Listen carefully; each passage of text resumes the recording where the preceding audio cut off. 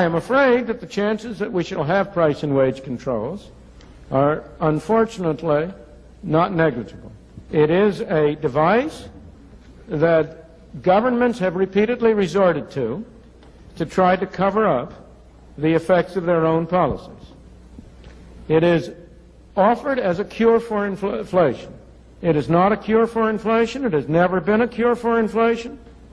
It is an alleged cure that is far worse than the disease, because its effect is to repress the symptoms, to repress the consequences of the more basic force.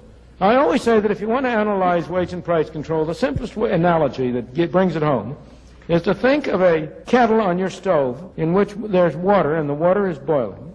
It's got a cover on it, and the boiling water is threatening to throw the cover off. Now, obvious, sensible thing to do is to turn down the heat under the kettle. Another thing you can do is to take a brick and put it on top of the kettle, and at the same time turn up the heat.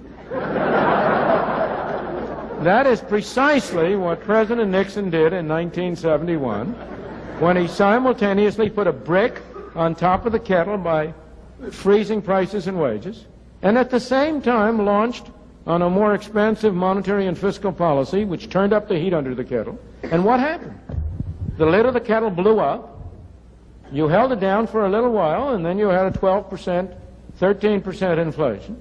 That has been the experience every time, not simply over the last 20, 30 years, but for 2,000 years.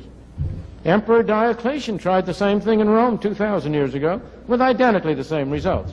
So I have nothing but a negative opinion about wage and price controls.